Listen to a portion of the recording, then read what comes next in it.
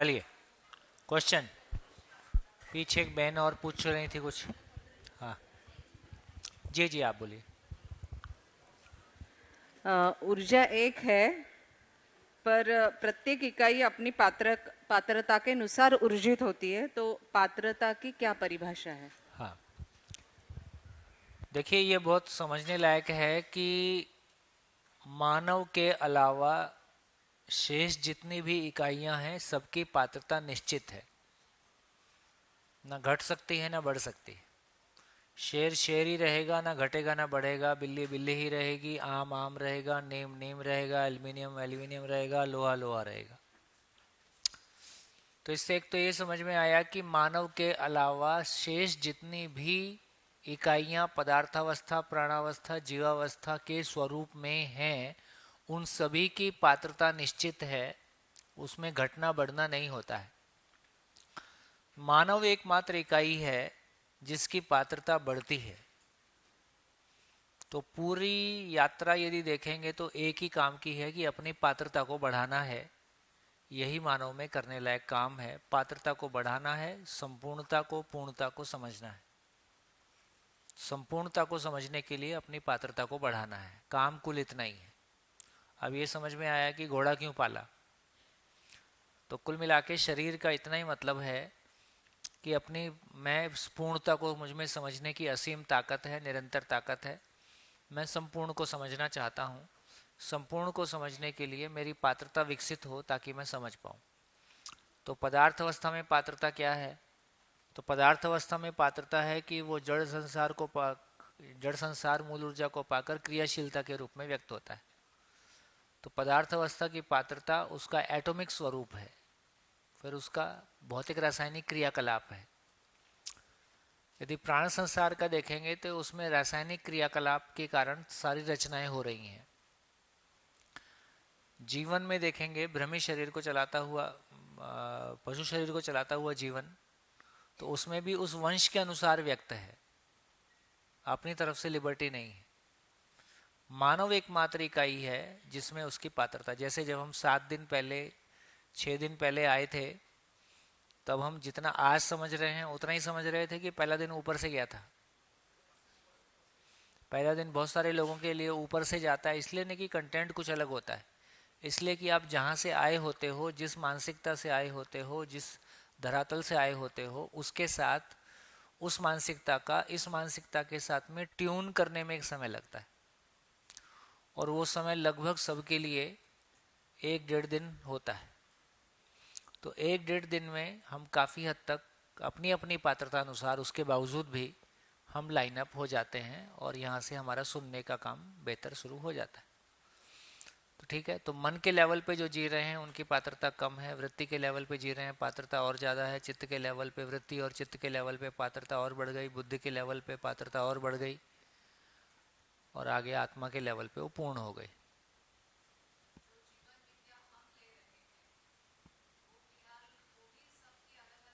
और क्या, अलग अलग ही होगी, अलग अलग ही। जो जहाँ से खड़ा वहीं से शुरू करेगा। जो 10 मान लीजिए, पूरे को कंप्लीट समझने को 100 मान लें, कोई 20 पे खड़ा तो 21 से शुरू करेगा, कोई 40 पे खड़ा तो 41 से शुरू करेगा, कोई 80 पे खड़ा तो 81 से शुरू करेगा। इसमें ना उम्र का लेन देन है, ना शिक्षा का लेन देन है, ना अमीरी गरीबी का है। आपकी अपनी एक जर्नी है। तो जीवन के रूप में हम सबकी जर्नी अपने आप में मौलिक है, यूनिक है। उस जर्नी के साथ हम सब चल रहे हैं। तो हमारी जर्नी में हमको ये पहचानना है कि कौन हमारे आगे बढ़ने के लिए सहायक हो सकता है, हम किसके आगे बढ़ने के लिए सहायक हो सकते हैं। यही उपयोगिता पूरकता है। कोई भी व्यक्ति को पात्र है ऐसा होता ही नहीं, हर व्यक्ति में कोई पात्रता है ही है। जितनी पात्रता है उसको और बढ़ना है ताकि हम संपूर्णता को समझ पाए। और बोलिए। जी नमस्ते सर। जी। आज हमने देखा कि खालिस्तान भी एक बहुत गहराई वाली चीज़ है और अपने आप में ऊर्जा स्थान भी है और ऊर्जा वाली इकाई को चलाती भी है। चलाती नहीं है। सभी इकाइयाँ जो उसमें कर्ता पद नहीं है, क्योंकि करना भी क्रिया है, तो खालिस्तान किसी को ऊर्जा देता नहीं है। खालिस्तान में होने मात्र से इकाइयाँ अपनी पात्रता अनुसार ऊर्जित हैं। जी सर। और एक बात महसूस हुई कि जीवन से भी बड़ा यानी खालिस्तान है, ऐसा महसूस हुआ है। हाँ, तो बड़ा ना कहा जाए, दोनों की अलग अलग महिमा है। जी, जी। तो एक सवाल भी आया कि शरीर जब जीवन जब शरीर छोड़ता है तो खालिस्तान में उसका स्थान कहाँ होता है और वो क्रियाशील कैसे रहता है? अभी भी वो खालिस्तान में ही क्रियाशील है। सभी इकाइयाँ आज और अभी, जड़ भी चैतन्य भी खालिस्तान में ही क्रियाशील है।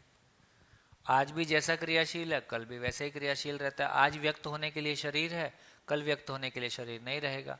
यहीं कितने सारे जीवन हो सकते हैं, वो सुन सकते हैं, लेकिन बोलना चाहेंगे तो उसको सुनने की हमारी ताकत नहीं है। वो हमसे इंटरेक्ट नहीं कर सकते। जीवन रूप में तो बना ही रहता है। हाँ जी। क्रिया शून्य ऊर्जावान स्थिति से क्रियाशील चीज़ें चलती हैं, ठीक है। तो यहाँ पृथ्वी तल पर ये है तो निरंतरता, तो स्पेस जो है अनंत है, क्रिया शून्य चीज। तो अलग जगह पे भी ऐसे ही जीवन सृष्टि है। हाँ, हो ही सकती है, बिल्कुल है ही है। यदि एक प्लेनेट पे मानव है तो अनंत प्लेनेट ऐसे हो ही सकते हैं जहाँ पे मानव है। हमारे पास मना करने का कोई कारण नहीं है। हाँ, हमारे पास आज की डेट में प्रमाण भी नहीं है कि ऐसा है, लेकिन ये तो बहुत सहज रूप में है। यदि एक धरती पे और हमसे कम विकसित धरतियाँ होंगी कि नहीं होंगी? हमसे विकसित धरतियाँ भी होंगी। तो ऐसी धरतियाँ भी होंगी जहाँ जागृत मानव परंपरा है। ऐसी धरतियाँ भी होंगी जहाँ लड़ मर के जिन्होंने धरती का नाश कर दिया होगा। ऐसी धरतियाँ भी होंगी जहाँ अभी केवल पशु तक पहुँचे हैं, मानव नहीं उद्घाटित हुआ है। ऐसी धरतियाँ भी होंगी जहाँ केवल अभी वनस्पति संसार है, पशु नहीं आए हैं। होगा ही, या ऐसे नेचुरल, भी यही क्रम है। ऐसा भी हो सकता है कि जो हमसे बहुत ज़्यादा विकसित है, अगले स्तर पर है, वो भी हो सकते हैं। वो और क्या, मैंने बोला ना, जागृत परंपरा भी होगी। ऐसा संभव ही है, और सहज रूप में स्वीकार होता है। क्रिया शून्य और क्रियाशीलता, इसी को हम परिवार के रूप में अगर देखते हैं, परिवार में देखते हैं, तो पत्नी जो है वो क्रिया शून्य होकर, अय अय नहीं ऐसा नहीं हो सकता, अय। और पति क्रियाशील है तो अब पति संसार चल पत्नी, रहा है। अब पति पत्नी से बाहर निकल जाओ। निकल जाओ।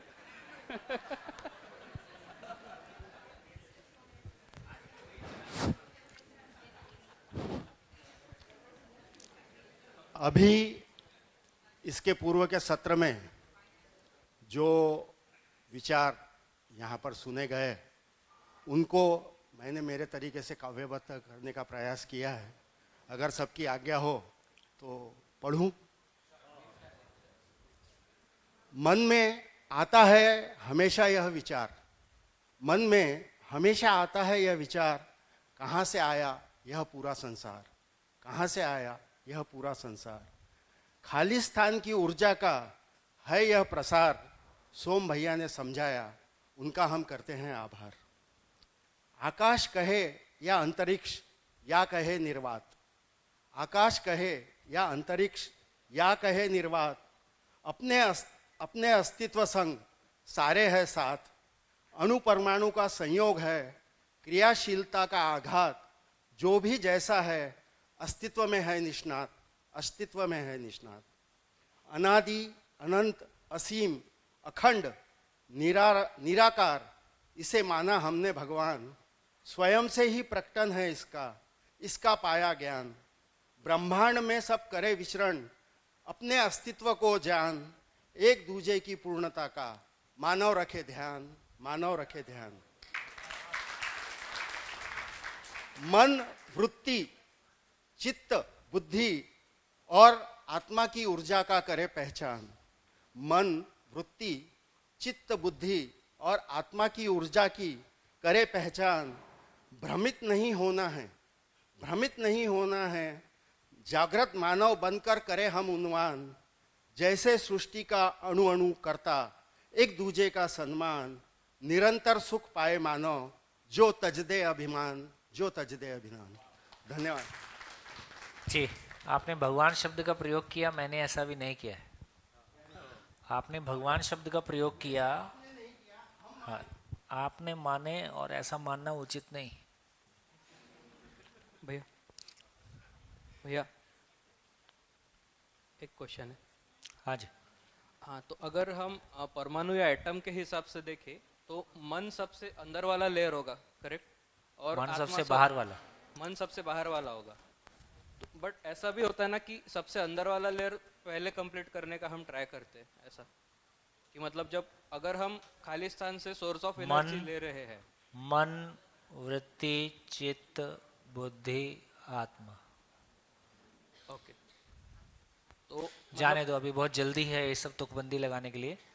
एक बार पूरा समझते हैं फिर बात करते ठीक। हैं।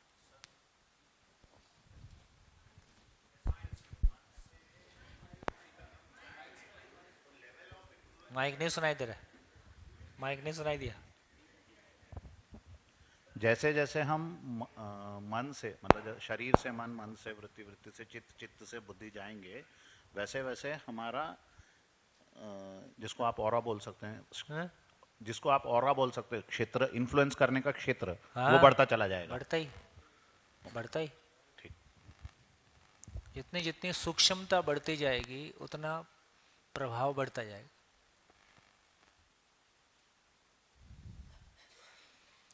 हाँ जी, चलिए, तो जितनी बातें की उसको समराइज कर लें। समराइज करने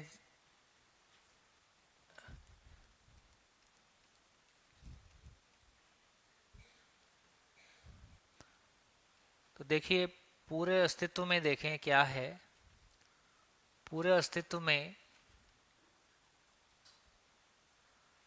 3 क्रियाएं, सॉरी,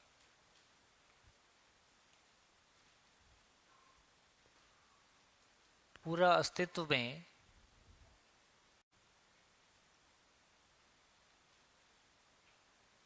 3 वास्तविकताएं।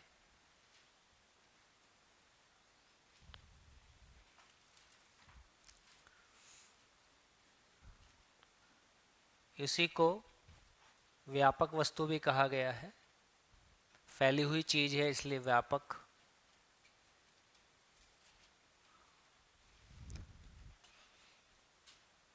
तो 3 वस्तुएं क्या? मूल ऊर्जा, मूल ऊर्जा में ऊर्जित जड़ और चैतन्य, जड़ प्रकृति और चैतन्य प्रकृति। चैतन्य प्रकृति को जीवन कहा, जड़ प्रकृति को हमने एटम, 108 118 प्रकार के एटम कहा। पूरे अस्तित्व को देखें तो 3 क्रियाएं,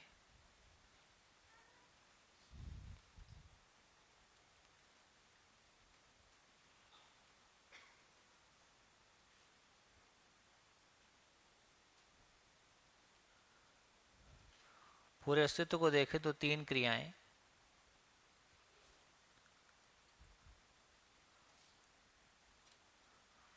भौतिक क्रिया,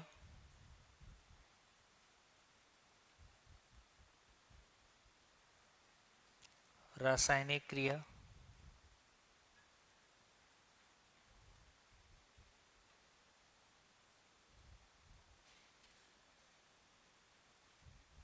जीवन क्रिया।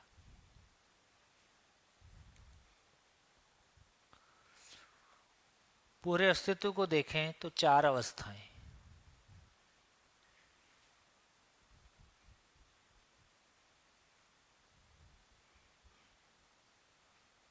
पदार्थ अवस्था, प्राण अवस्था, जीव अवस्था, ज्ञान अवस्था।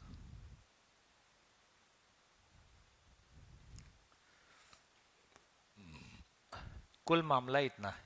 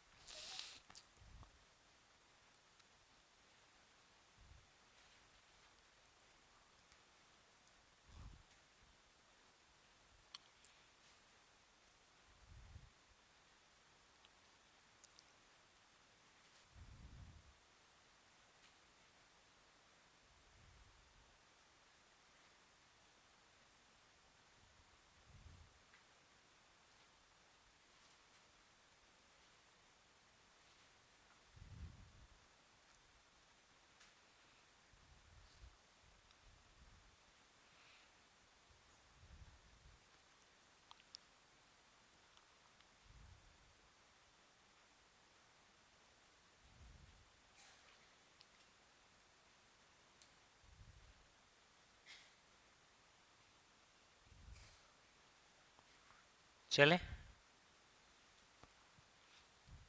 तो देखिए पूरा अस्तित्व कितना है। फैलाव के रूप में पूरा अस्तित्व असीम है, कहाँ तक है हमको नहीं पता, लेकिन वास्तविकता के रूप में सच्चाई अपने आप में निश्चित है। जैसे हम चावल घर में बनाते हैं तो एक चावल उठा के चेक करते हैं, बाकी सारे चावल का हाल पता चल जाता है। तो एक चावल समझ में आ गया तो पूरी हांडी समझ में आ गई। तो उसी तरह से अस्तित्व में वास्तविकताएं निश्चित हैं कि पूरे अस्तित्व में 3 ही वास्तविकताएं हैं। मूल ऊर्जा में ऊर्जित जड़ प्रकृति, जिसको हमने 108 118 परमाणु के रूप में पहचाना, और चैतन्य इकाई, जिसको हमने जीवन रूपी इकाई के रूप में पहचाना। 3 ही चीजें हैं, चौथी कोई चीज नहीं है। कोई चीज है तो बताइए। पूरे यूनिवर्स में केवल 3 ही रियलिटी है। कुछ साल पहले तक साइंस एक और रियलिटी की बात किया करता था, ईथर, अब वो गायब हो गई। कल्पना थी वो एक ईथर, अरे वो नहीं, डाई था ईथर।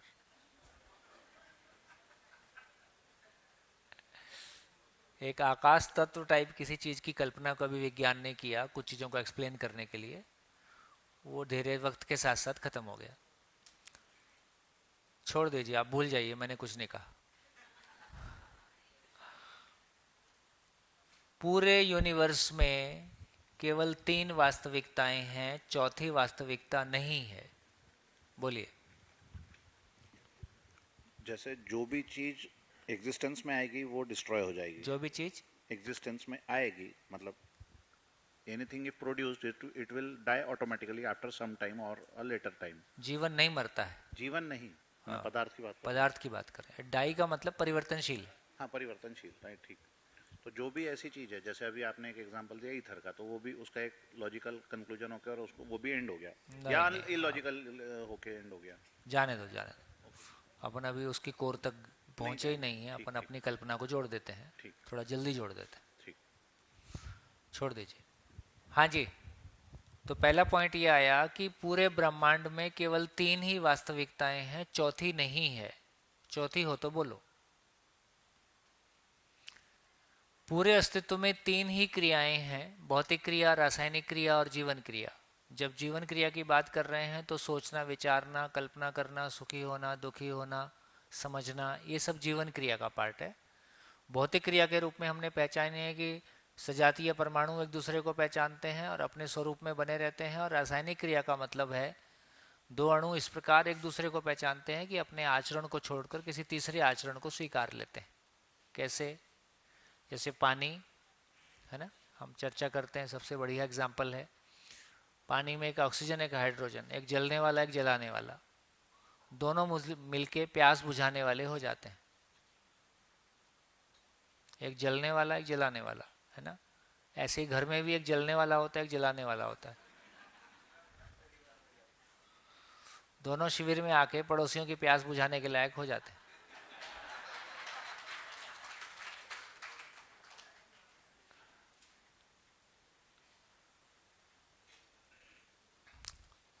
पूरे अस्तित्व में 4 अवस्थाएं, पदार्थ अवस्था, प्राण अवस्था।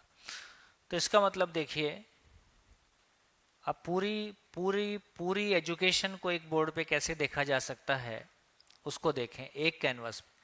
अभी हम जब क्लासरूम में पढ़ाते हैं तो हमारी फिजिक्स अलग है, केमिस्ट्री अलग है, जबकि एग्जिस्टेंस में physics, chemistry, maths, science, geology, botany, अर्थशास्त्र, समाजशास्त्र, मनोविज्ञान सब एक ही मानव के साथ।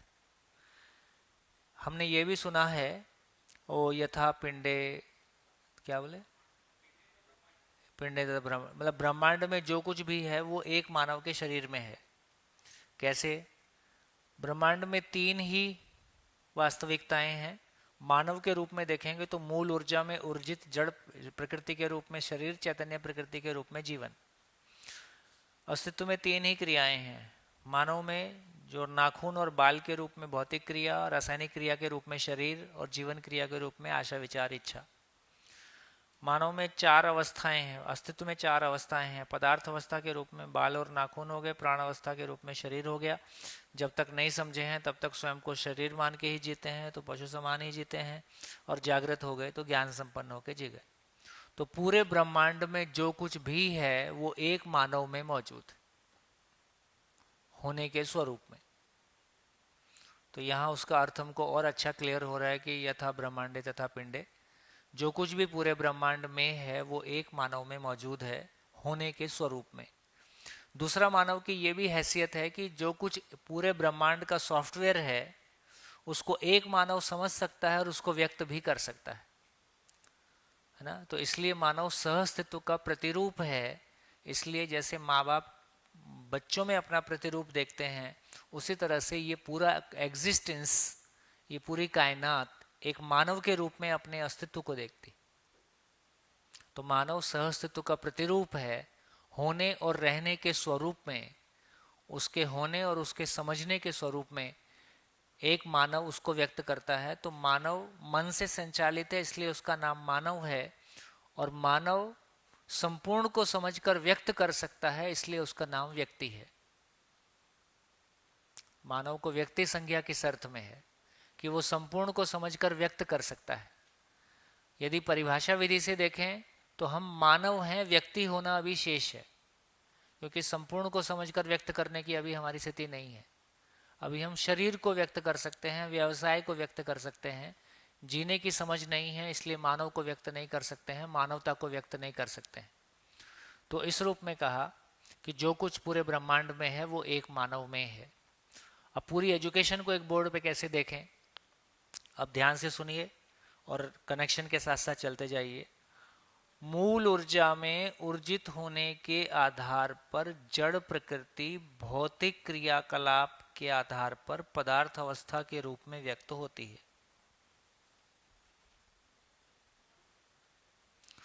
मूल ऊर्जा में ऊर्जित होने के आधार पर जड़ प्रकृति भौतिक क्रियावश पदार्थ के रूप में व्यक्त होती है। मूल ऊर्जा में ऊर्जित होने के आधार पर जड़ प्रकृति रासायनिक क्रियाकलाप के फलस्वरूप प्राण संसार के रूप में व्यक्त होती है। मूल ऊर्जा में ऊर्जित होने के आधार पर चैतन्य इकाई जीवन क्रिया के फलस्वरूप मिनिमम जीव अवस्था में व्यक्त होती है। उससे अधिक ज्ञान अवस्था, उससे अधिक भ्रमित ज्ञान अवस्था के रूप में व्यक्त होती है, और उससे अधिक जागृत ज्ञान अवस्था के रूप में व्यक्त होती है।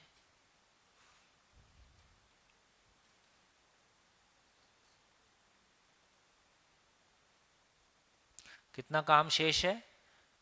पूरी प्रकृति में सारा काम हो गया, केवल इतना काम शेष है। बस बाकी सारा काम हो रखा है। बाकी सारा काम होने में 450 करोड़ साल लगे। बाकी ये सारा काम होने में 450 करोड़ साल लगे। ये आने वाले 25-50 साल का काम बचा है। ये धरती पूर्ण हो गई। हम अद्भुत मोड़ पे खड़े हैं। हम उस मोड़ पे खड़े हैं जहां धरती अपनी पूर्णता को पाने की ओर जा रही है, जहां मानव अपनी पूर्णता को पाने की ओर जा रहा है। हम उस मोड़ पे खड़े हुए लोग हैं। बढ़िया। तो क्या क्लैरिटी बनी? तो इससे हमारे को एक क्लैरिटी बन गई कि मूल ऊर्जा में ऊर्जित होने के आधार पर जड़ प्रकृति भौतिक क्रिया के फलस्वरूप पदार्थ अवस्था के रूप में व्यक्त है। मूल ऊर्जा में ऊर्जित होने के आधार पर जड़ प्रकृति रासायनिक क्रिया के फलस्वरूप प्राण संसार के रूप में व्यक्त है। मूल ऊर्जा में ऊर्जित होने के फलस्वरूप चैतन्य प्रकृति जीवन क्रियाकलाप के फलस्वरूप जीव अवस्था, भ्रमित ज्ञान अवस्था और जागृत मानव के रूप में व्यक्त होता है। कुल मामला इतना है। बढ़िया। अब देखिए, ये चारों को एक साथ, ये चारों को एक शब्द में बोला, ये चारों को एक शब्द में बोला, ये फैला हुआ ऐश्वर्य, ये फैला हुआ ऐश्वर्य। तो संपूर्ण ऐश्वर्य का आधार क्या है? संपूर्ण ऐश्वर्य का आधार है 3 क्रियाएं। 3 क्रियाओं का आधार क्या है? मूल ऊर्जा। तो संपूर्ण ऐश्वर्य का, ऐश्वर्य मतलब ये नदी नाले पेड़ पौधे पशु पक्षी, ये फैली हुई पूरी कायनात, संपूर्ण ऐश्वर्य का आधार मूल ऊर्जा है। इसलिए एक परंपरा ने संपूर्ण ऐश्वर्य का आधार है, इसलिए एक परंपरा ने इसको ईश्वर के रूप में पहचाना, ईश्वर के रूप में पहचाना, क्योंकि संपूर्ण ऐश्वर्य का आधार है। तो एक परंपरा ने इसको ईश्वर के रूप में पहचाना। क्या बोलते हैं? कण कण में ईश्वर है। कण कण मतलब एकक, यूनिट। कण कण में ईश्वर है। तो बात समझ में आ गया कि सभी इकाइयों के भीतर ईश्वर आर पार है, मूल ऊर्जा सभी इकाइयों के आर पार है, और कण कण में ईश्वर है। और कण कण कहाँ है? कण कण ईश्वर में है। तो कण कण में ईश्वर है, ईश्वर में कण कण है, ईश्वर सभी जगह है और हर इकाई अपनी पात्रता अनुसार ऊर्जित है। मानव को अपनी पात्रता को बढ़ाकर उसकी संपूर्णता को समझना है और व्यक्त करना है। ये मानव के होने का मतलब है। मानव एकमात्र इकाई है जिसमें पात्रता संवर्धन का काम होता है। और यही शिक्षा का काम है और यही हमारी पूरी जिंदगी का उद्देश्य है कि मानव में समझने की ताकत है। समझना ही मानव की तृप्ति है। समझ को उद्घाटित करना ही मानव की तृप्ति है। समझ को मल्टीप्लाई करना ही मानव की तृप्ति है। बाकी खाना पीना है।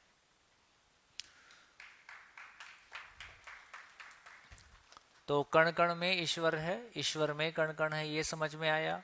फिर बोले ईश्वर की मर्जी के बिना पत्ता नहीं हिलता है। अब पत्ता हिलना मतलब क्रिया हो गया, उधर क्रिया होती नहीं है। तो ये थोड़ी बोलचाल की भाषा है। इसकी एग्जैक्ट भाषा ये बनेगी कि ईश्वर में सब कुछ नियम पूर्ण होता है। ईश्वर में सब कुछ नियम पूर्ण होता है। ये समझ में आया। अब ये भी समझ में आया ईश्वर सबको चलाता है कि ईश्वर में सब कुछ चलता है, क्योंकि चलाना भी क्रिया है। एक ऐसी महिमा जिसमें होने मात्र से हर इकाई अपनी पात्रता अनुसार ऊर्जित है और क्रियाशील है। इसलिए ईश्वर किसी को चलाता नहीं है। वो एक ऐसी महिमा है जिसमें होने मात्र से सब कुछ चलता है। ईश्वर सबको बनाता है? ईश्वर बनाता नहीं है, क्योंकि बनाना भी क्रिया है। ईश्वर स्वयं में क्रिया शून्य है। इसलिए ईश्वर में होने मात्र से सब कुछ बनता है, बना है, बना रहता है। ईश्वर किसी को बिगाड़ता है? बिगाड़ना भी क्रिया है। इसलिए ईश्वर एक ऐसी महिमा जिसमें होने मात्र से रूप परिवर्तन अपने आप होते रहता है, क्योंकि परमाणु में जो उसका इलेक्ट्रॉनिक कन्फिग्रेशन है, यदि वो चेंज हो जाता है तो परमाणु चेंज हो जाता है। इसलिए इकाई में भी रूप परिवर्तन हो जाता है। तो हर इकाई का एक निश्चित आयु है। भौतिक रासायनिक संसार परिवर्तनशील है, ये भी ध्यान में आता है। ईश्वर सबको नियंत्रित करता है? ईश्वर सबको नियंत्रित, क्योंकि नियंत्रण करना भी क्रिया है। ईश्वर सबको नियंत्रित नहीं करता है। उसमें होने मात्र से इकाइयां नियंत्रित हैं, क्योंकि ईश्वर अपने आप में पूर्ण है। पूर्ण में होने मात्र से सभी इकाइयां पूर्णता के अर्थ में गतित हैं। पूर्णता के अर्थ में गतित होना ही नियंत्रण है। तो ईश्वर में होने मात्र से सब कुछ बनता है, चलता है, बिगड़ता है, नियंत्रित है। ईश्वर बनाता नहीं है, चलाता नहीं है। यदि ईश्वर बनाता नहीं है, चलाता नहीं है, तो हमको क्या करना है? हमको भी इतना ही करना है। हमको किसी को चलाना है कि हमको चलना है ना? किसी को बिगाड़ना है? ना हमको चलाना है ना बिगाड़ना है। हमको चलना है, स्वानुशासित होना है, स्वनियंत्रित होना है। देखिए, कहीं ना कहीं हम ईश्वर को पूरी तरह से नहीं समझ पाए। हमने मान लिया कि ईश्वर सबको बनाने वाला है, बिगाड़ने वाला है ना? इसलिए मानव को भी बनाने बिगाड़ने का अधिकार है, और यहाँ से मानव के पास भी बनाने बिगाड़ने का अधिकार आ गया। ईश्वर कहाँ रहता है? रहना भी क्रिया है, इसलिए वहां तो केवल होना है। वहाँ तो केवल होना है होना भी कहना उचित नहीं है ही कहना उचित है, क्योंकि जो पूरी भाषा बनती है वो ये बनती है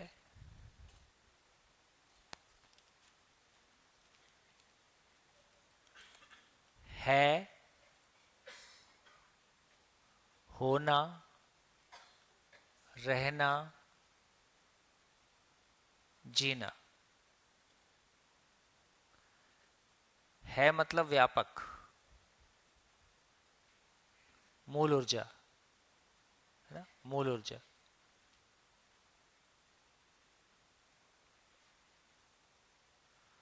मूल ऊर्जा। होना मतलब इकाई,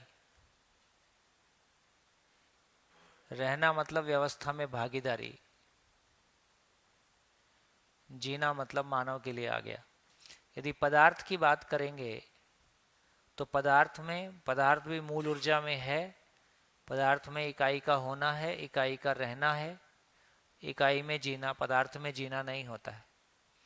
ऐसे ही प्राणावस्था पदार्थ, जीवावस्था की, प्राणावस्था की बात करेंगे, है, होना, रहना, जीना नहीं होता है। मानव की बात करेंगे तो मानव भी मूल ऊर्जा में है। मानव का होना, मानव का यहाँ रहना का मतलब विचार हो जाता है, जीना का मतलब कार्य और व्यवहार हो जाता है। तो सभी इकाइयां मूल ऊर्जा। तो व्यापक वस्तु है और है, ये बात हमारे ध्यान में आ गई। सभी इकाइयां, व्यापक वस्तु अपने आप में पूर्ण है, इसलिए सभी इकाइयां पूर्णता की ओर, पूर्णता में गर्वित हैं, ऊर्जित हैं, पूर्णता की ओर गतित हैं।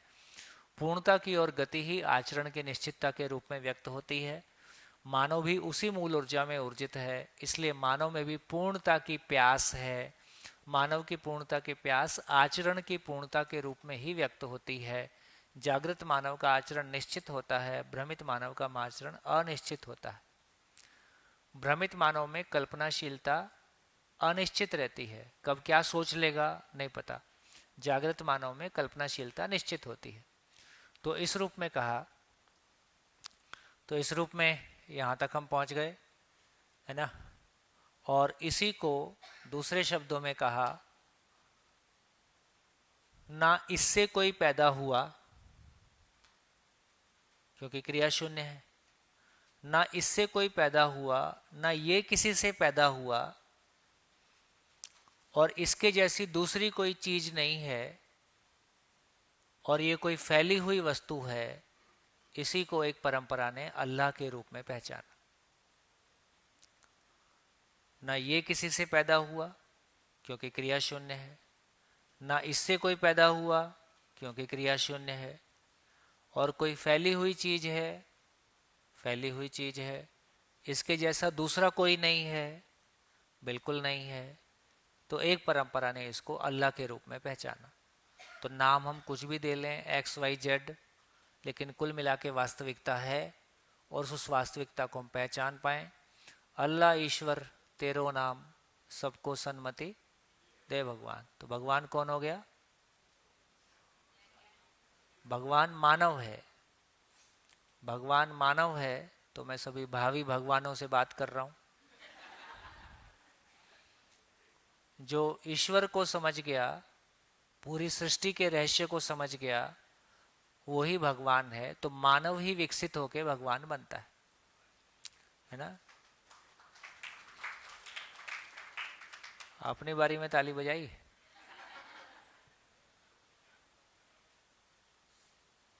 बढ़िया। देखिए, मूर्ति पूजा और ये जो कुछ भी सारी बातें हैं ना, ये अलग अलग माइंडसेट के हिसाब से सेट होती है। मूल में जाएंगे तो मूर्ति क्या चीज, मूर्ति किसकी है। जैसे मेरे घर में मेरे माँ बाप की फोटो रहेगी कि आपके माँ बाप की फोटो रहेगी? मेरे माँ बाप की फोटो रहेगी। मेरी जिंदगी में मैंने जिन लोगों से प्रेरणा पाई उनकी फोटो रहेगी कि आपने जिनसे पाई। तो जैसे मेरे माँ बाप को देख के, मेरे बेटे की फ़ोटो देख के मेरे को इमोशन आ जाते हैं, मेरे को उसकी याद आ जाती है, उसी तरह से किन्हीं महापुरुषों को देखने से, उनके फ़ोटो देखने से हमको एक श्रेष्ठ आचरण की याद आ जाती है, हमको श्रेष्ठता की याद आ जाती है। बस इतना ही मतलब मूर्ति का है।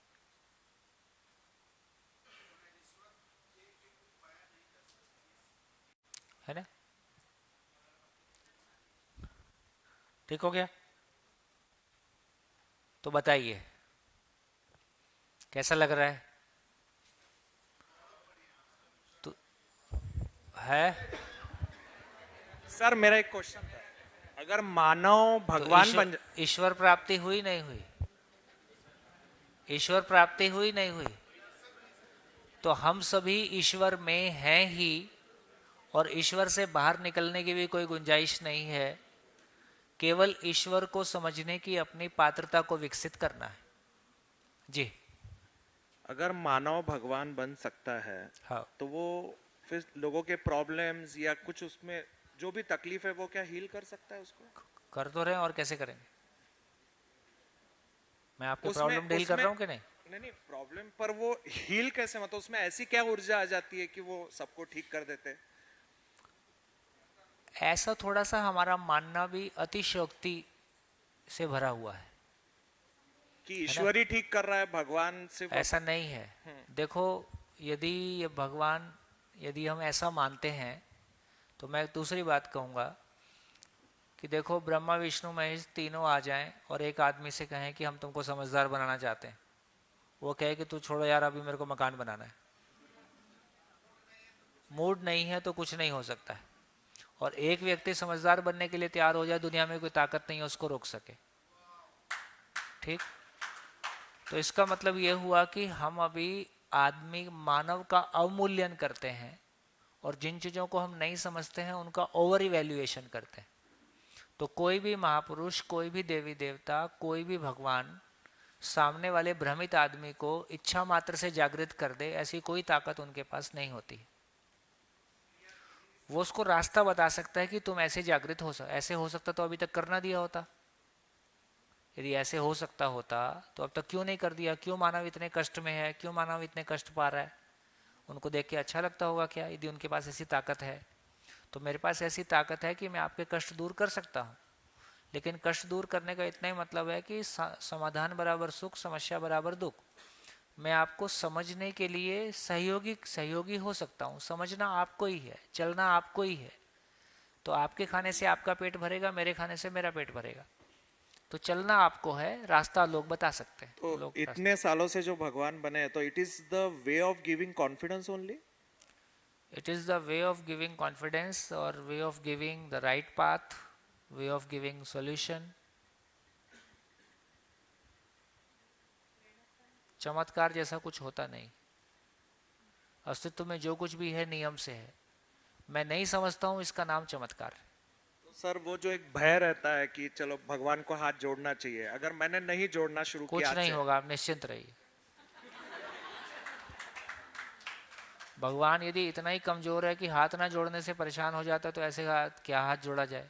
सामान्य लोग भी ऐसे ही हैं, वो भी ऐसे नाराज, मेरे को नमस्ते नहीं किया, है ना, ये भी ऐसे नाराज होते हैं, वो भी ऐसे नाराज होता है।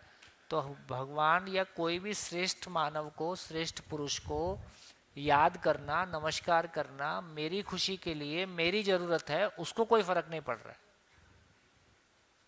वो मेरी जरूरत है, क्योंकि मैं जितनी बार उसको याद करता हूं, उससे मेरा मन सच्चाई की ओर जाता है। सर आज से तो भगवान को देखने का नजरिया ही बदल गया सर। ऐसे ही माइक, मतलब हमको तो ये हो गया कि हर पर्सन में जो हमको कोई ज्ञान वाली बात बोलेगा, उसके अंदर हमको भगवान का अस्तित्व दिखना चाहिए। पुराने लोग ऐसा बोलते ही थे, आपके भीतर के भगवान को नमस्कार करता हूँ। तो इसका मतलब आज जो भिखारी भीख मांगता हुआ दिखाई देता है, वो भी कल का महापुरुष ही है। शरीर यात्रा 10 क्यों ना लगे, पहुंचना सबको वहीं है।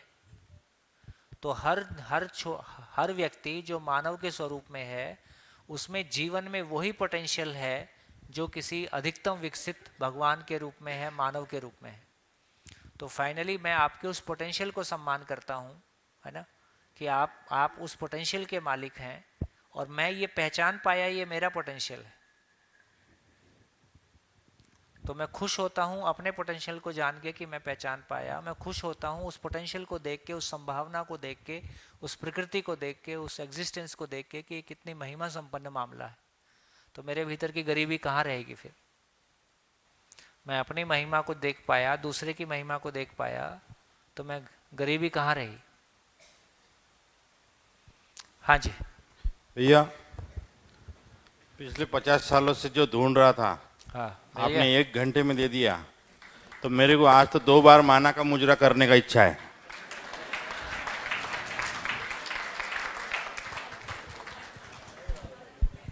सर ये मंत्र उपचार क्या रहते हैं फिर? जो हैं? ये हाँ, फिर ये जो मंत्र पढ़े जाते हैं, ये मंत्र की परिभाषा है मनः तारयते इति मंत्र। जो मन को तार दे मतलब समस्या से पार लगा दे, तो समाधान ही मंत्र है। मैं 7 दिन से मंत्र ही बोल रहा था। किसी को तकलीफ आती है तो लोग महामृत्युंजप करते हैं, तो फिर ये हाँ। क्या मतलब नहीं करना चाहिए इसको? ऐसा नहीं है, ऐसा नहीं है, बिल्कुल गलत फहमी में ना पड़े। जैसे मेरा पीएमओ ऑफिस में कोई, सीएम ऑफिस में कोई काम है, तो सीएम ऑफिस की एक लाइन है, उस लाइन पे मैं सीएमओ ऑफिस में अपनी कंप्लेंट डाल सकता हूँ और वहाँ कोई जिम्मेदार व्यक्ति उसको देखेगा।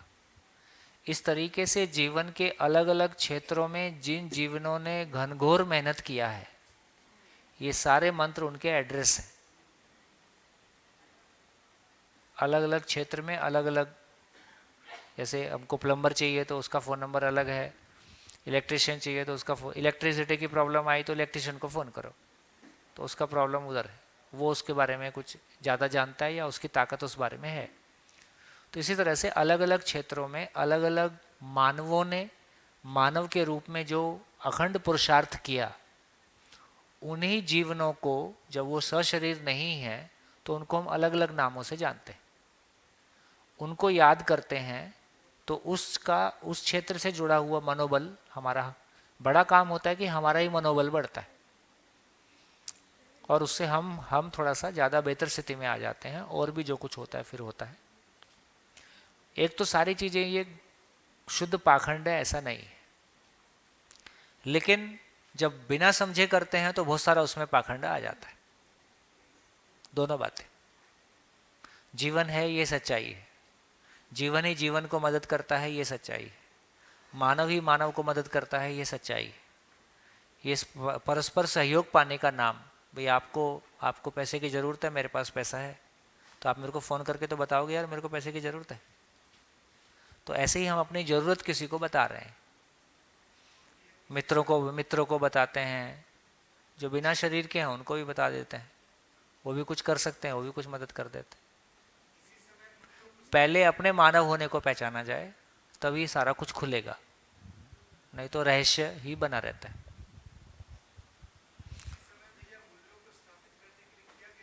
ठीक है, हाँ, आदरणीय नागराज जी बढ़िया बात बोलते थे कि शिक्षा पूर्वक मानव में ज्ञान प्रतिष्ठा नहीं हो पाई, इसलिए पत्थर में प्राण प्रतिष्ठा करना पड़ा।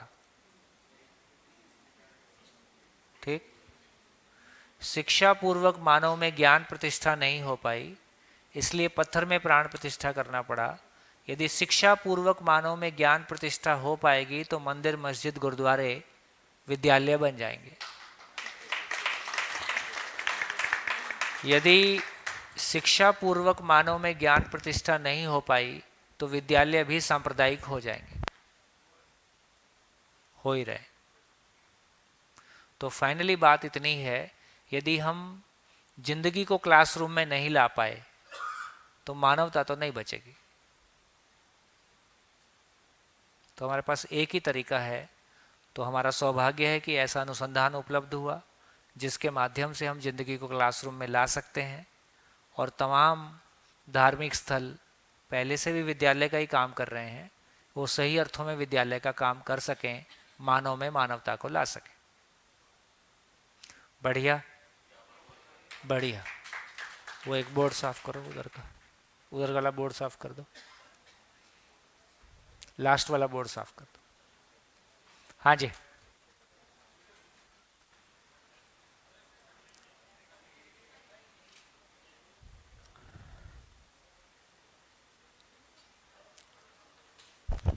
सर ये गुड स्पिरिट बैड स्पिरिट क्या होता है? हैं?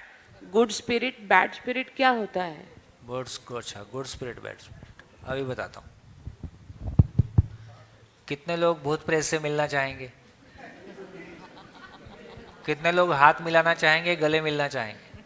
हाथ उठाइए।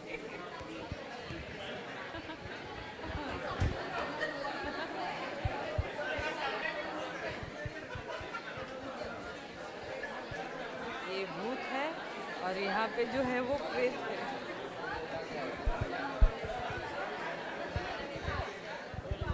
ले जी। हाँ जी, नमस्कार नमस्कार नमस्कार। हाँ भैया, एक अंडरस्टैंडिंग है, शायद गलत हो सकता है। तो हम जब बोल रहे कि मानव इस स्थिति पे पहुंच सकते कि वो ईश्वर के बराबर हो जाएगा। ईश्वर, ये अपनी तरफ से जोड़ते रहते हो। नहीं नहीं, अभी जो हम ईश्वर के बराबर नहीं हो जाएगा। ईश्वर मूल ऊर्जा है, ईश्वर खाली स्थान, ये जो खाली स्थान है मेरे आपके बीच में, इसी को ईश्वर के रूप में हमने समझा। तो ईश्वर इकाई नहीं है, ईश्वर क्रिया शून्य है, ये सारी महिमा हमने समझी। तो जो पूरा सहअस्तित्व को समझ पाया, जो संपूर्ण को समझ पाया, उसका नाम भगवान कहा। उसको मैं और चर्चा कर दूंगा। देखो, चलो मेरे को इसको पूरा करने तो फिर बात करते हैं। हाँ बोलिए बोलिए। अगर मुझे मानव लक्ष्य में आगे बढ़ना है, हाँ। तो मुझे अगर प्रकृति का भी सहयोग चाहिए, मतलब आप बोलते हैं ना कि मुझे बताना तो पड़ेगा ना, तो मुझे मिलेगा। तो प्रकृति को मैं, मतलब इसका कोई तरीका है कि प्रकृति से मैं सहयोग मांगूं? हाँ, अपने आसपास के लोगों को बोलते रहो, यार मेरे को इस चीज़ की तलाश है, मेरे को इस चीज़ की तलाश है। कोई ना कोई रास्ता मिलेगा, कोई ना कोई, कहीं ना कहीं से योग संयोग बन जाएगा। आपकी तलाश है तो कोई ना कोई संयोग बनता है। मैं तो इतना सारी जिंदगी देख, मतलब मेरे मन में ही वो इच्छा रहेगी तो वो अपने आप इच्छा भी रहेगी। जो इच्छा रहती है उसको हम लोगों से बात भी करते रहते हैं, अपने आप कोई ना कोई संयोग बन जाता है। हाँ जी, सही चीज के लिए, बिल्कुल। देखिए फाइनली क्या निकला। एक तो ये बात कही थी कि ये सुखप्रद है।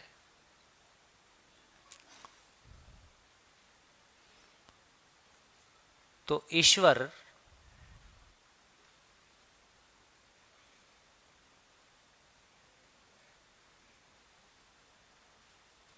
अनुभव काल में आनंद के रूप में प्राप्त है। ईश्वर अनुभव काल में आनंद के रूप में प्राप्त है। ईश्वर विचार काल में समाधान के रूप में प्राप्त है। ईश्वर आचरण काल में न्याय के रूप में प्राप्त है। ईश्वर व्यवसाय काल में नियम के रूप में प्राप्त है। नियम पूर्वक जीने से हम समृद्धि को पाते हैं। न्याय पूर्वक जीने से उभय तृप्ति को पाते हैं। उभय तृप्ति पूर्वक जीते हैं, समाधान बराबर सुख है ही है।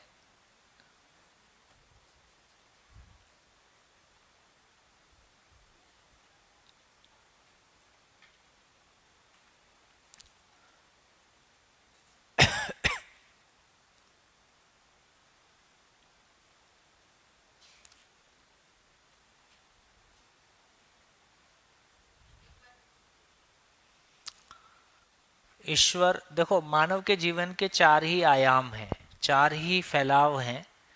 एक, मानव जिंदा रहने के लिए प्रकृति के साथ जिएगा, सांस लेगा, उत्पादन करेगा, कुछ कमाएगा, खाएगा, अपने शरीर को जिंदा रखेगा। ये उसका एक पार्ट है। दूसरा पार्ट ये है कि शरीर है तो शरीर का उपयोग जीवन जागृति के लिए करेगा, उसके लिए मानव से बात करेगा, समझेगा, समझाएगा। तीसरा है, जो भी उसका समझा हुआ रहता है उसका विचार उसमें चलता ही रहता है। और फाइनली सारा विचार किसी बात की सच्चाई को पहचानने के लिए, अनुभूति के लिए जाएगा। तो मानव के जीवन के 4 ही आयाम हैं, या तो वो व्यवसाय आयाम में होता है, या वो व्यवहार आयाम में होता है, या वो विचार आयाम में होता है, या फाइनली अनुभव आयाम को पा जाता है। इसके अलग कोई भी क्षण ऐसा नहीं हो सकता जब आप कह सकें कि मैं इससे अलग हूं। इसके अलग कोई क्षण हमारे पास नहीं है। तो ईश्वर जब हम कह रहे हैं तो ईश्वर अनुभव काल में आनंद के रूप में प्राप्त है। अनुभव काल आएगा शाम को।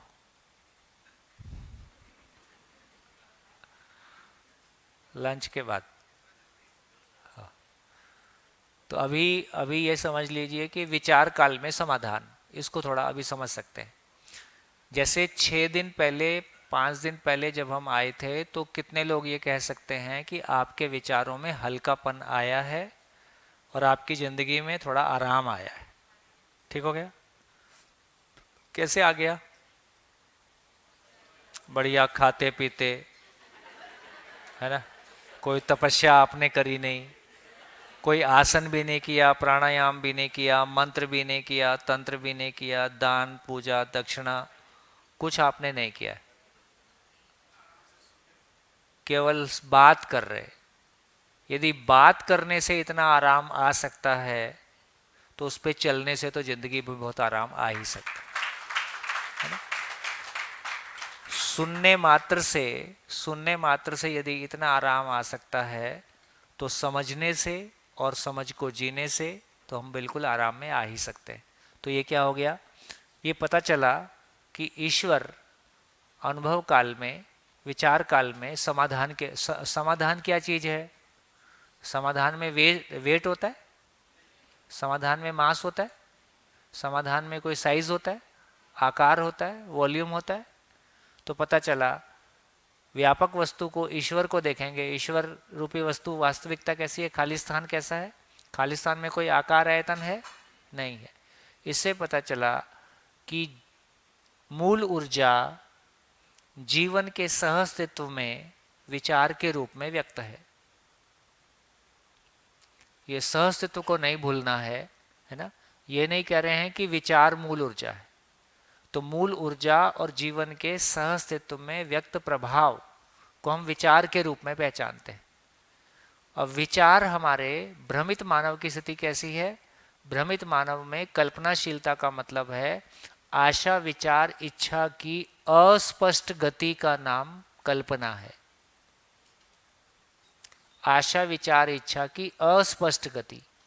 मेरे आशा विचार इच्छा में ऐसे विचार, ऐसी इच्छाएं, ऐसी आशाएं चलती हैं जिसमें कि मेरे को कन्फ्लिक्ट होता है, जिसमें कि मेरे को द्वंद्व होता है, जो कि मेरे लिए दुखदाई हैं, जिसमें कि अनिश्चितता है, भय है। तो आशा विचार इच्छा की अस्पष्ट गति का नाम कल्पना है। आशा विचार इच्छा की स्पष्ट गति का नाम योजना है। तो जागृत मानव योजना पूर्वक जीते हैं, भ्रमित मानव कल्पना पूर्वक जीते हैं। बढ़िया। हाँ जी,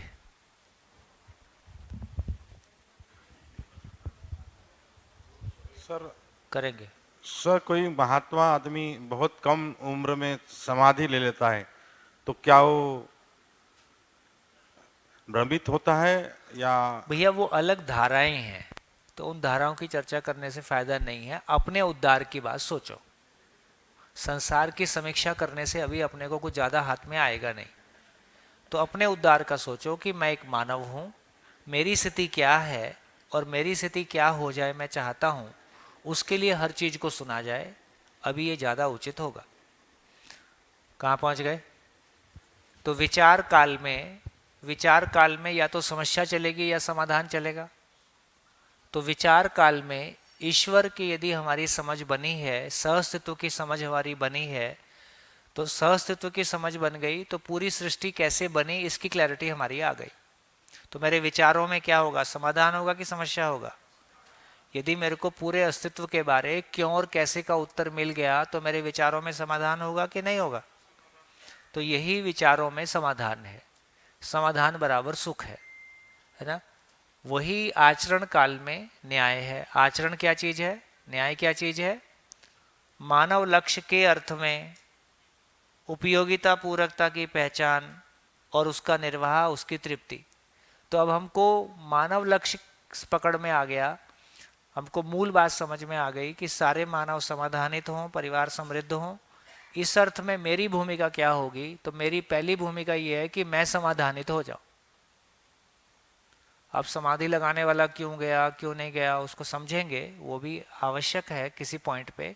लेकिन अभी इस बात की आवश्यकता है कि मेरे को समाधि लगानी है क्या? मुझको समझना है, मुझको जीना है। तो मैं मेरे समझने जीने की जगह में आ जाऊं, तो मैं व्यवहार में कैसे जी पाऊं? तो पता चला कि मानव लक्ष्य हम सब के लिए एक है, हम सबका लक्ष्य एक है, हम सबकी मंजिल एक है। तो इसलिए हम एक दूसरे के साथ उपयोगिता पूरकता को पहचान सकते हैं, इसका नाम न्याय है। फिर हम प्रकृति के साथ भी उपयोगिता पूरकता को पहचान सकते हैं, इसका नाम नियम पूर्वक समृद्धि को पाना है। तो भौतिक क्षेत्र में समृद्धि आ जाए, संबंध के क्षेत्र में उभय तृप्ति आ जाए, विचार में समाधान बना रहे, अनुभव में तृप्ति की निरंतरता। अनुभव वो जगह है जहाँ हमेशा हमेशा के लिए तृप्ति की निरंतरता बन गई, जो कभी रिवर्सिबल नहीं है। एक बार वो तृप्ति को छू गया, उसके बाद लौट के कभी पीछे नहीं आएगा, हमेशा वो तृप्ति की धारा बनी ही रहेगी। ऐसी कोई स्थिति का नाम अनुभव है। बढ़िया। तो क्या समझ में आया? लिख डालिए इस पूरी चर्चा से क्या समझ में आया। जो कुछ भी हमने आज पूरी चर्चा किया, इस पूरी चर्चा से क्या हमारे ध्यान में आया?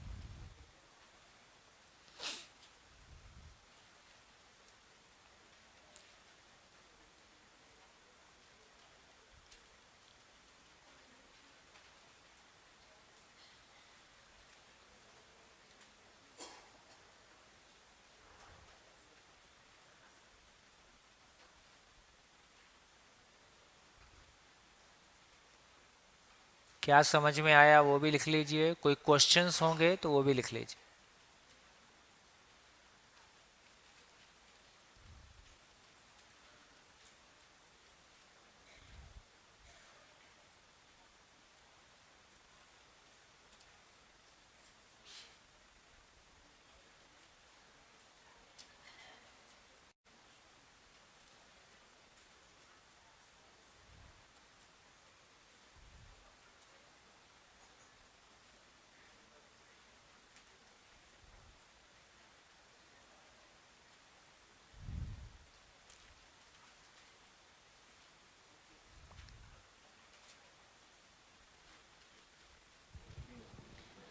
सर मेरा एक क्वेश्चन है।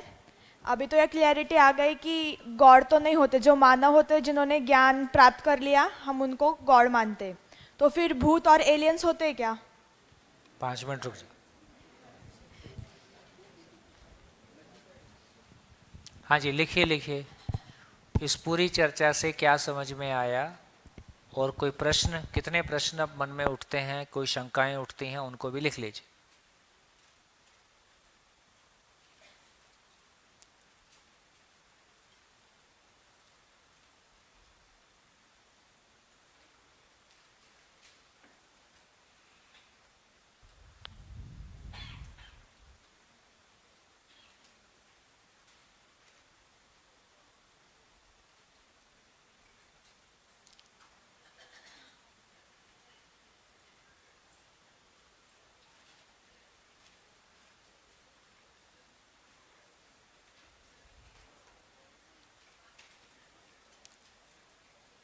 बनाने के लिए कहा जाता है, और मैं एज अ शिक्षक बच्चों को कल्पनाशील बनाता हूँ। उनकी कल्पनाशीलता की परीक्षाएं भी है, और क्या फिर ऐसा करना उनको भ्रमित करने की तरफ ले जाना है? नहीं, दोनों का मीनिंग अलग अलग है। जब वो कक्षाओं में आपको कल्पनाशील बनाने के लिए कह रहे हैं कि कम से कम वो क्वेश्चनिंग माइंड बने, वो क्वेश्चन पूछ पाएँ और अपने से कुछ सोच पाएँ, क्योंकि हमारी ही दी हुई एजुकेशन का डिज़ाइन ऐसा है कि जो बुक में लिखा है वही उसको रटना है, उसको अपना कुछ नहीं कहना है। तो बच्चा अभी का डिज़ाइन जो है उसमें उसकी कल्पनाशीलता को हम बाधित करते हैं या फिक्स कर देते हैं बुक के कंटेंट के साथ। तो जब इस कमी को किसी ने देखा होगा तो फिर अब ये कह रहे हैं कि भाई उसको वो सोच पाए, इसलिए उसकी कल्पनाशीलता को आगे बढ़ाओ। वो ठीक है, पॉजिटिव। लेकिन ये सारी चीज़ें कुल मिला के जिंदा रहने की सीमा से आगे नहीं जा रही। आप कुछ भी कर लीजिए, हमारे जो भी सारे तरीके हैं, जो भी सारे मामले हैं, वो जिंदा रहने से आगे कुछ नहीं जा पा रहे हैं। नाच के गढ़ा लो, पढ़ा लो, गा के पढ़ा लो, स्मार्ट बोर्ड लगा लो, कुछ भी कर डालो, हम इतना ही कर रहे हैं। संवेदनशीलता से संवेदनहीनता के बीच की बात कर रहे हैं, ये समझने की जरूरत है। सर मुझे लगता है, यानी जहाँ तक मैं अभी ये 5 दिनों में समझ पाई, तो मुझे लगता है कि जिंदगी का अनुसंधान से अगर हम प्रेरित नहीं, उसको आचरण में लाकर अगर हम स्कूल के सब्जेक्ट्स पढ़ाए जाए, और तो वो मानव लक्ष्य में तो होगा ही, पर समझने में भी बहुत कारागिर होगा। क्योंकि यूनिवर्सल लॉ ऑफ एनर्जी अभी तक मैंने स्कूल में पढ़ा हुआ था, मुझे सिर्फ इतना पता था कि thermal energy is convert into electrical energy, electrical energy convert into light energy, और हवा वगैरह जो भी कुछ मिल रहा है। पर आज असलियत समझ में आई कि what is the universal energy remains constant. उसके साथ ही हम काउंटेबल अनकाउंटेबल, मैथमेटिक्स से भी मैंने अभी थोड़ा सा सोचा, क्योंकि मेरा सब्जेक्ट मैथमेटिक्स है, तो मैथमेटिक्स में इसको कैसा ला सकते करके। तो जो काउंटेबल और अनकाउंटेबल कंसेप्ट है, जैसा आपने बताया कि आकाश और अंतरिक्ष, यानी जिसको बॉर्डर नहीं है, अभी तक हम यानी मैंने जो पढ़ाया बच्चों को काउंटेबल और अनकाउंटेबल की जो काउंट कर सकते हैं, पर ये उससे काफी बहुत बड़ा है। और अगर हम जिंदगी का अनुसंधान समझ गए और उसको अपने जीवन में लाकर बच्चों को समझाया, तो मानव लक्ष्य के हित में बहुत बड़ा कार्य कर सकते। बहुत ही बढ़िया। देखिए, ये सारी संभावनाएं हैं जो हमको ऊर्जा देती रहती हैं, उत्साह देती हैं कि जो कुछ भी हम कर रहे हैं ये सारी चीज़ें कहाँ तक जाएंगी। तो आप में से ऐसे टीचर लोग अपने ग्रुप बना सकते हैं जिनका किसी सब्जेक्ट पे कमांड है, साथ में उनको लगे कि दर्शन पे हमारा कमांड आ जाए तो अपने सब्जेक्ट को हम और कैसे जीने के धरातल पर ला सकें। हर सब्जेक्ट को जीने के धरातल से पढ़ाएंगे तो ये दुनिया बदल जाएगी। चाहे मैथमेटिक्स हो, फिर मैथमेटिक्स का तरीका, फिजिक्स, केमिस्ट्री, सारी चीज़ों का तरीका बदलेगा एक बार वो गहराई हमारी आएगी तो। इवन बायोलॉजी का भी मुझे समझ में आया कि जो प्लांट सेल रहते हैं उसमें क्या बोलते हैं उसको, स्पेस जो रिक्ति का, क्या खाली जगह, एम्प्टी स्पेस जो रहता है वो प्लांट सेल में बड़ा रहता है as compared to animal cell. तो मुझे लगता प्रण को चलाने के लिए, क्योंकि एनिमल में थोड़ा विचार करने की क्षमता है, तो प्लांट सेल को चलाने के लिए ज़्यादा एनर्जी लगती होगी, इसलिए उसमें जो स्पेस है वो ज़्यादा है as compared to animal cell. पर एनिमल सेल में जो ह्यूमन सेल है और एनिमल सेल है उसका मुझे समझ में नहीं आया। हाँ, तो मेरे को लगता है कि शायद अभी एक विंडो खुली है, अब इस विंडो को तोड़ के दरवाजा बनाया जाए। बिल्कुल, आपके मार्गदर्शन में वो नहीं, अब मेरे जैसे और बहुत सारे मित्र हैं जिनका किन्हीं क्षेत्रों पे सबने अलग अलग ध्यान दिया है। हमारे मित्र हैं जिन्होंने एक मैथमेटिक्स पे काफ़ी काम किया है, तो ऐसे अलग अलग मित्र हैं, तो उनके साथ मिलके हम आगे सोच सकते हैं। बढ़िया। हाँ जी, और बोलिए। सर एक प्रश्न है सर, आप भगवान में बिलीव करते हैं या नहीं करते?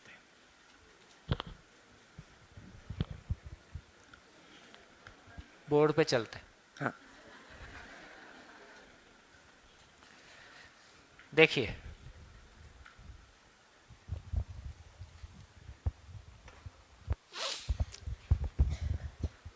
एक मानव को देखें तो उसने संसार से क्या लिया और संसार को क्या दिया, ऐसी एक टेबल बनाएं।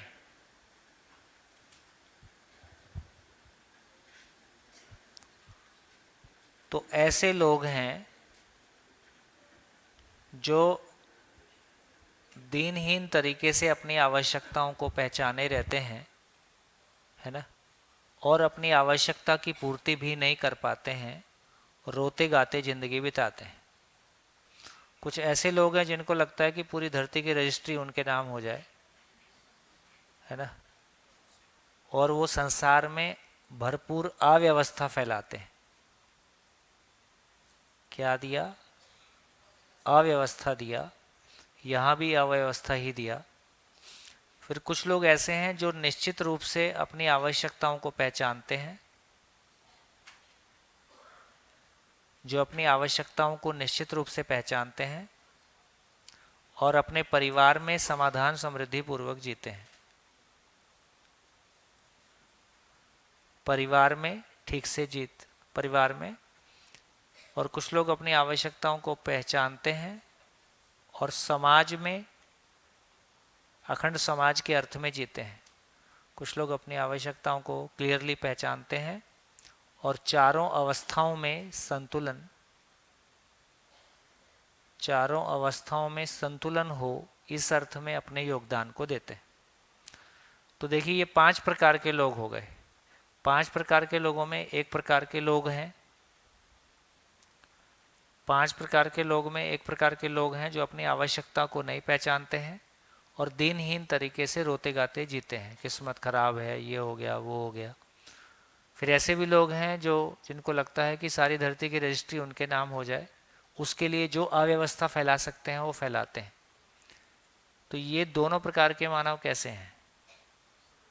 तो ये हो गया भ्रमित मानव।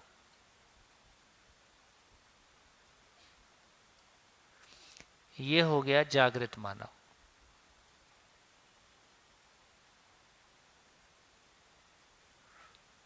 भ्रमित मानव में इस कैटेगरी को बोला पशु मानव, क्योंकि ये जीव चेतना में जीता है। इसको बोला राक्षस मानव, क्योंकि ये दूसरे मानव को तंग करता है। इनको बोला मानव, इनको बोला देव मानव, इनको बोला दिव्य मानव। अब एक दिन शरीर मरेगा कि नहीं मरेगा? मरेगा। शरीर मर गया तो क्या मर गया? शरीर मर गया, क्या बचा? मैं बचा, जीवन बचा। अब ये जीवन कैसे हैं? भ्रमित जीवन है।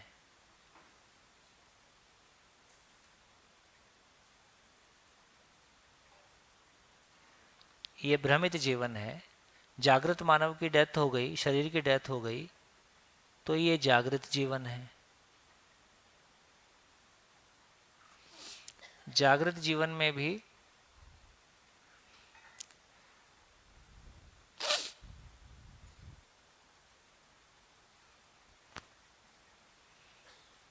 जो परिवार और समाज के अर्थ में जीवन है, इन्हीं जीवन को देखिए, देवता मतलब जिसका जो देने की मानसिकता। जैसे तीन तरह से संबंध हो सकता है। एक संबंध है जिसको हम बोल रहे हैं लेन लेन, मैं बस लेना ही लेना जानता हूँ, मेरी मानसिकता लेने की ही रहती है, मेरी मानसिकता देने की होती ही नहीं है। एक है लेन देन, मैंने कोई चीज़ ली, उसके बदले मैंने कोई वस्तु दिया, तो लेन देन का मतलब व्यापार। और एक मानसिकता है देन देन। जब मैं अपनों के साथ में जीता हूँ, एक माँ अपने बच्चे के साथ किस मानसिकता के साथ जीती है? मैं उसको क्या दे सकती हूँ? तो ये जो सारा खेल मानसिकता का है, सारा खेल संबंध का है। तो जो जीवन हमेशा दूसरों को देने की मानसिकता के साथ रहते हैं वही देवी देवता है, जो देने की मानसिकता के साथ रहते हैं। और जो हमेशा लेने की मानसिकता के साथ रहते हैं और दोषारोपण करते रहते हैं और दुखी होते रहते हैं, ऐसे भ्रमित जीवन, और जो हमने हमेशा पास्ट में ही जीते हैं ना, पास्ट में उसने मेरा नुकसान कर दिया, उसने मेरे को दुख दिया, उसने मुझको दुख दिया, तो बेसिकली जो भ्रमित जीवन है यही भूत प्रेत है। तो जिन्होंने हाथ खड़े किए थे वो कृपया करके आईना देखें और गले मिल लें।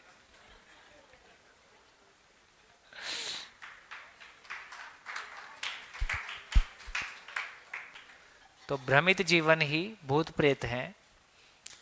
देखो जीवन है ये सच्चाई है, जीवन ही जागृत होता है, जीवन ही भ्रमित होता है, जीवन ही सुखी होता है, जीवन ही दुखी होता है, जीवन ही सशरीर होता है, जीवन ही बिना शरीर होता है। इतना ही कॉम्बिनेशन है। इस कॉम्बिनेशन में वो भ्रमित जीवन, वो मानव जो किसी बहुत कष्ट के साथ, पीड़ा के साथ, अपराध के साथ, शोषण के साथ शरीर छोड़ते हैं, उनमें वो अतृप्ति शरीर छोड़ने के बाद भी बनी रहती है। इन्हीं को हम भूत प्रेत जैसा बोलते हैं। अब एक शब्द बचा, भगवान। भगवान मानव का चरम विकास है। भगवान क्या चीज है? देखो, भगवान का मतलब, जैसे भगवान शब्द को, भगवान शब्द की बनावट देखें, जैसे गाड़ीवान, बलवान और पहलवान और क्या, धनवान, इसका रूपवान, इसका मतलब उससे उसके अधिकार संपन्नता का बोध होता है। भागवान मतलब, भगवान मतलब भागवान, जो अपने पूरे भाग का मालिक हो गया है उसका नाम भगवान है। जो अपने पूरे भाग का, हिस्से का, तो मानव के रूप में मेरा हिस्सा एग्जिस्टेंस में क्या है? जैसे मैं स्वयं को शरीर मानता हूं तो मेरा हिस्सा क्या है? तो प्रॉपर्टी में अपना हिस्सा ढूंढता हूं। जब मैं स्वयं को शरीर मानता हूं तो प्रॉपर्टी में अपना हिस्सा ढूंढता हूं। जब मैं अपने आप को मानव के रूप में पहचानता हूं तो मेरा हिस्सा क्या है?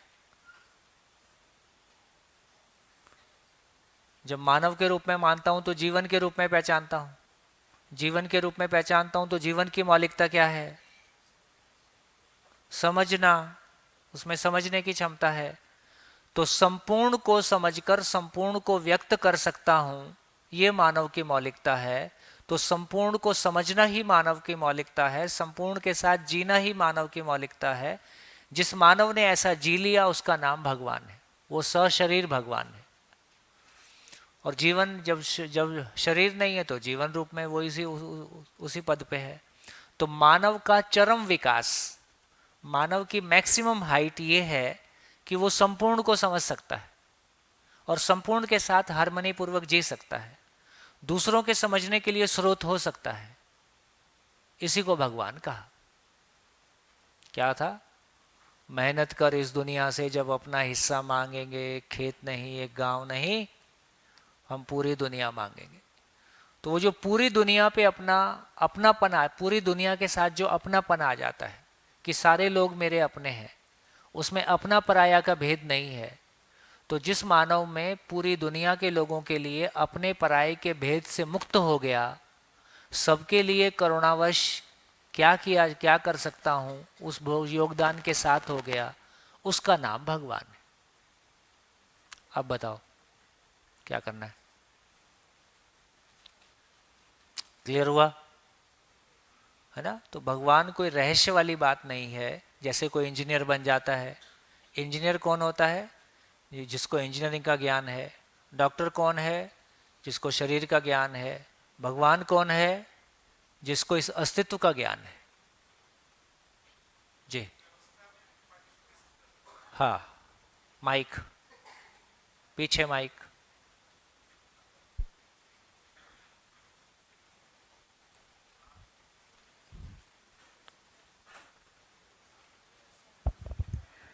भैया फिर जो ये सब स्टडीज होती है, जैसे वास्तुशास्त्र है, हाँ, या हाँ, रेकी का शास्त्र है, हाँ, इसका क्या उद्देश्य है?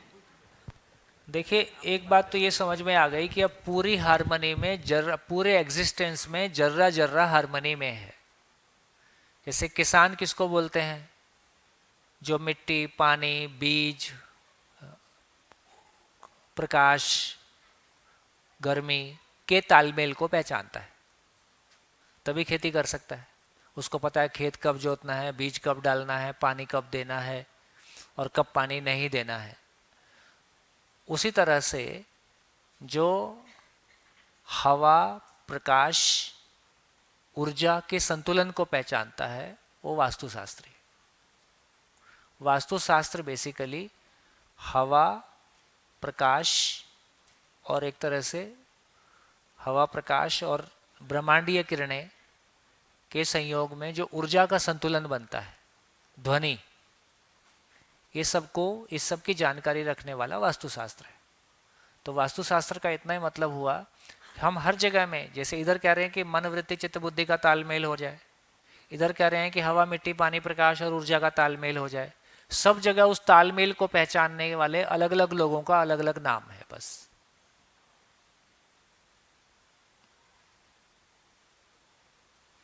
बढ़िया। भूत प्रेत हो गए, देवी देवता हो गए, ईश्वर भगवान हो गए। आपने ये जिस तरह से समझाया और जो मैं समझ पाया हूँ, इससे मुझे लगता है कि ये जो वास्तुशास्त्र वगैरह वगैरह ये शास्त्र हो सकते हैं वगैरह वगैरह, लेकिन आज जो स्वरूप उपलब्ध है वो बात अलग है। तो वो तो पूरा भैया देखो, वो तो किसी एक क्षेत्र में नहीं है। यदि एक डॉक्टर एक गलत माइंडसेट के साथ है, एक इंजीनियर गलत माइंडसेट के साथ है, एक टीचर गलत माइंडसेट के साथ है, माँ बाप गलत माइंडसेट के साथ है, तो हमने तो अपने बच्चों के साथ भी गलतियां की हैं। तो इसका मतलब है कि कोई विधा अपनी जगह है, उसके साथ माइंडसेट अपनी जगह है। तो यदि माइंडसेट में भ्रम है, माइंडसेट में प्रॉब्लम है, वो उस विधा का दुरुपयोग करता है, तो इसमें विधा की गलती नहीं। विधा तो ठीक है, लेकिन ये विधा के द्वारा हमारा जो शोषण किया जा रहा है, वो शोषण करवाने वाले की अज्ञानता है और शोषण करने वाले की अज्ञानता है ना जी भैया। विधा अपने आप में ठीक है भैया। ये सब जो करवा रहा है उसके सेंटर में हमारी राजनीति है, तो राजनीति नहीं, अब राजनीति को सारा दोष राजनीति को क्यों देना? हम भी उसमें शामिल ही हैं भाई। तो आप अपने घर वास्तुशास्त्री बुलाते हो, वास्तुशास्त्री अपने पैसे के लालच में या अपनी अज्ञानतावश आपको गलत बताता है, ज्योतिषी आपको गलत बताता है या उसकी अज्ञानतावश वो अधूरा बताता है, इसमें राजनीति क्या करेगी? राजनीति हमारे को धर्म का भय बताती है। राजनीति कोई धर्म का भय नहीं बताती। हम अज्ञानी होते हैं, इसलिए हम किसी से भयभीत होते हैं।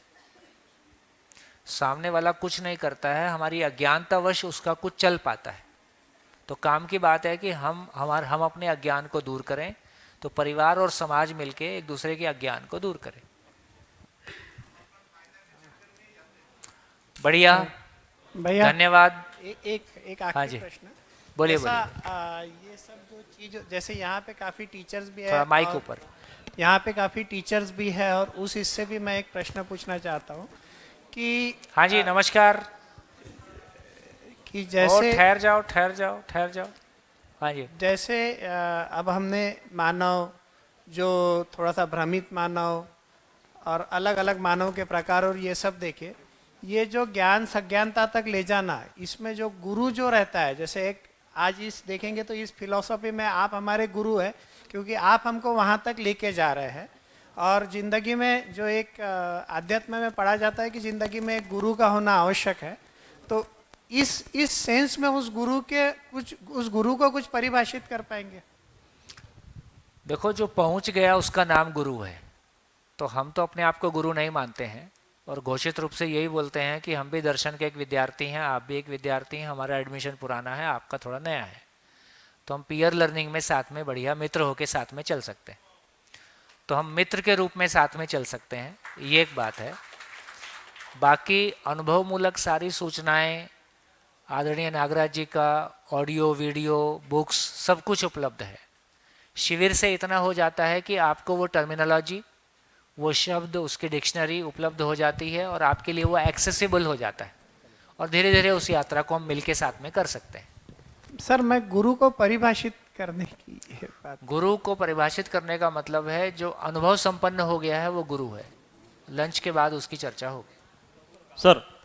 सर सिद्धियां है, सिद्धियां क्या होती है? सिद्धियां का मतलब किसी नियम विशेष पे अपना अधिकार आ जाना। होती है क्या? हाँ होती है। नियम विशेष पे अपना अधिकार आ जाए जो दूसरे को नहीं पता है, हमको पता है, उसको हम सिद्धि बोलते हैं।